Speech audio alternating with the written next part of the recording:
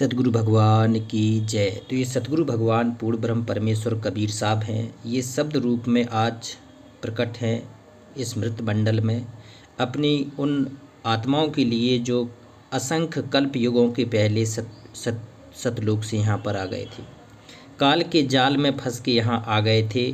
उन सभी अच्छी आत्माओं के लिए, उन सभी पुण्य आत्माओं के लिए ये पूर्ण ब्रह्म परमेश्वर कबीर साहब तरह तरह की रोल करके, तरह तरह के भेष बताकर आती रहती हैं। तो आज ये सतगुरु पूर्ण ब्रह्म परमेश्वर शब्द रूप में प्रकट होके आए हैं। तो कहते हैं कि इनकी साधना अनमोल है, इनसे प्रेम भी अनमोल है, और ये पूरा का पूरा काल के जाल से निकलने की भक्ति है। युगों से जो झंझट था, जन्म मरण का, गर्भावस्था का जो कष्ट था, उससे हमेशा हमेशा के लिए मुक्ति कराने के लिए सतगुरु प्रकट होके आते हैं। तो आज का शब्द अनमोल है, गहराई से समझना, बहुत गहरा है ये, इसका एक एक शब्द बहुत गहरा है। कह रहे हैं कि आपन काहे न संवारे काजा। कबीर साहब कहते हैं कि तू दुनियादारी के चक्कर में तू कितना भटकता रहा, पूरा 70-80 साल तूने सबको खुश करने में लगा दिया, तूने अपना काम तो संवारा नहीं। अपना काम क्या था? अपना काम था अपनी भक्ति करना, अपना जीवन संवारना, अपना परलोक सुधारना। तो ये काम तो तूने किए नहीं। तो कबीर साहब कह रहे हैं अगर अभी भी तेरे पास समय है तो अपने काज संवार ले। सबसे पहले आपन काहे न संवारे काजा, और ना गुरु भक्ति साध की संगत करत अधम निर्लाजा। देखो, कहते हैं ना तो तूने गुरु की भक्ति की, क्योंकि कहते हैं सबसे बड़ी भक्ति होती है सतगुरु की भक्ति, सबसे बड़ी साधना होती है सतगुरु की साधना। सतगुरु ही आपको मोक्ष दिला सकता है, इस आवागमन के जाल से मुक्त करा सकता है, आपको पूर्ण मुक्ति दिलाकर शाश्वत स्थान सतलोक ले जा सकता है। दूसरा कोई समर्थ नहीं है, देवता भी समर्थ नहीं है। कहती है ना गुरु भक्ति साध की संगत, और अच्छे साधु संतों की भी तूने संगत नहीं की, उन संतों की संगत नहीं की, उन शिष्यों की संगत नहीं की, उन भक्तों की संगत नहीं की जो सतलोक जाने के लिए अभ्यास कर रहे थे, जो सतलोक जाने की तैयारी कर रहे थे, साधना कर रहे थे, उनका तुमने कभी कोई साध की संगत नहीं की। साध की संगत होता है अपने खास भगत, खास साधक जो पूर्ण रूप से समर्पण हो, तन मन धन से सतगुरु के चरणों में समर्पण हो। सतगुरु के चरणों की सेवा से बड़ा कोई कार्य उसके जीवन में ना हो। तो कहते हैं ना गुरु भक्ति साध की संगत और करत अधम निर्लाजा। बताओ, तो तूने जितने गलत काम नहीं किए, तूने अधम भी काम कर लिए, तब भी तुझे लज्जा नहीं आई। तो निर्लज्ज हो के तू गलत काम तो करता रहा, लेकिन सतगुरु की शरण में कभी 2 पल भी नहीं बैठा। कहते हैं मानुष जन्म फिर नहीं पे हो, सब जीवन में राजा। कहते हैं 184 योनियों में ये मानुष जन्म बहुत बड़ा है। मानुष जन्म दुर्लभ है, ये मिले न बारंबार, और तरवर से पत्ता टूट गिरे फिर बहु न लगता डार। तो कबीर साहब कहती हैं मनुष्य जन्म फिर नहीं पाओगे, क्योंकि अनमोल देह असंख्य युगों के पुण्य संस्कारों के बाद ये मानव जन्म मिलता है। और अगर इस जन्म में भी अगर भक्ति नहीं करो तो कबीर साहब कहते हैं सीधी 184 योनियों में ये काल डाल देगा आपको। कहती मानुष जन्म फिर नहीं पाओ, सब जीवन में राजा। सारे जीवन में ये सबसे अच्छा जीवन है, इसे राजा कहते हैं। कहते हैं पर नारी प्यारी कर जाने, सो नर नरक समाजा। कहती है पर नारी, ये सबसे बड़ा विष है एक साधक और भगत के लिए। पर नारी कहती है पर नारी कर जाने, पर नारी प्यारी कर जाने, सो नर नरक समाजा। तो कहती हैं कबीर साहब कहती हैं कि पर नारी को देखिए बहन बेटी के भाव, कह कबीर काम नाश का ये है सहज उपाव। कहते हैं ये मन बड़ा चंचल होता है, ये असंख्य युगों से इसमें जो कुसंस्कार डले होते हैं, जो काम वासनाओं की संस्कार डले होते हैं, वो पर नारी की तरफ अट्रैक्ट होता है। अपनी नारी के अलावा दूसरी नारी को कबीर साहब ने बिल्कुल विष के समान बताया है। कहते पर नारी प्यारी कर जाने, सो नर नरक समाजा। उसके लिए तो सीधा नरक का द्वार है, दूसरा कहीं कोई है ही नहीं। कहते जिनके पंथ भूल गए भोंदू, आहा कर चलने के साजा। कहते हैं जिनके पंथ भूल गए भोंदू।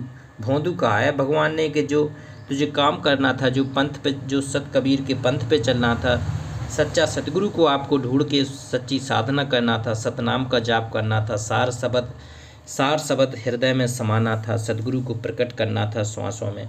वो तो तूने भूल दिया है। तुझे ना तेरी श्रद्धा रही सतगुरु में, ना विश्वास रहा, ना समर्पण रहा, ना तेरा कोई प्रेम रहा। तो कहते हैं अब अध्यात्म के जीवन में तेरे कुछ होने वाला नहीं है। कहते हैं जिनके पंथ भूल गए भोंदू, वो कर चलने की साजा। अब चलने की तैयारी कर ले, तेरा जीवन व्यर्थ हो गया है।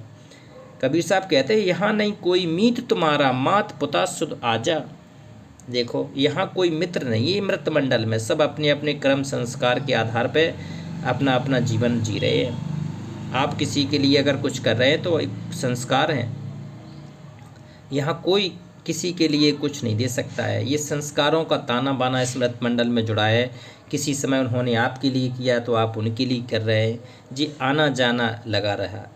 कहते यहाँ नहीं कोई मीत तुम्हारा, माता और पिता और पुत्र और आजा आपकी पत्नी, ये कोई भी आपके साथी नहीं है चलने के लिए। ये भी सब ये बंधन है, ये काल का जाल है। सबसे बड़ा बंधन तो यही है, सबसे बड़ा बंधन यही है जिससे काल अपने अंडर में कर लेता है। किसी ना किसी के प्रति जीव आसक्त हो ही जाता है। ये हो ही नहीं सकता है कि अगर कोई मनुष्य हो तो वो जीव किसी के प्रति आसक्त ना हो। कोई धन के प्रति, कोई दौलत के प्रति, कोई पत्नी के प्रति, कोई पुत्र के प्रति, कोई पुत्री के, कोई माता पिता के प्रति कहीं ना कहीं उसका आत्मिक लगाव इतना हो जाता है कि वो फिर भगवान जहाँ आपकी आशा हो जाएगी फिर नहीं ले जाता, फिर तो वहीं आपको बास दे देगा। तो कहते हैं ये सब मतलब के साथी काहे करत अगाज अकाजा। ये सारे कहते हैं देखने में अजीब लग रहा है, लेकिन कबीर साहब फिर भी कह रहे हैं कि ये सब मतलब के साथी है। मतलब के साथी, ये मतलब की दुनिया, यहाँ कोई नहीं अपना।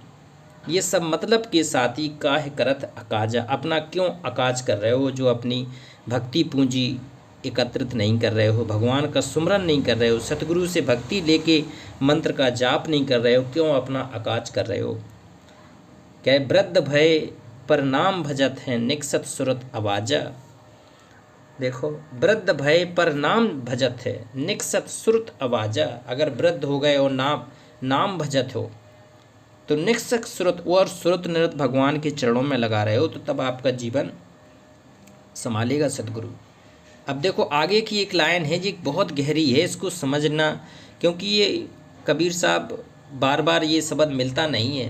कहते हैं टूटी खाट पुराना झेहंगा, और पड़े रहो दरवाजा, और ब्रह्मा विष्णु महेश लगे डराने, सुनत काल के गाजा। देखो इन दो लानों में सब कुछ कह दिया है कि टूटी खाट, कबीर साहब कह रहे हैं कि टूटी खाट, अगर तुम्हारे पास इतना भी नहीं बचा है कि टूटी खाट पे भी तुम्हें जीवन यापन कर रहा है तो कोई बात नहीं, भगवान को भजते रहना। टूटी खाट और पुराना झेहंगा, झेहंगा होता है कपड़ा, अगर तुम्हारे पास टूटी खाट है और पुराने कपड़े भी अगर हैं तब भी कोई बात नहीं है। ये काल का जाल है, काल का लोक है, यहाँ पर इतने कम में भी संतुष्टि करके अपने भगवान भजते रहना।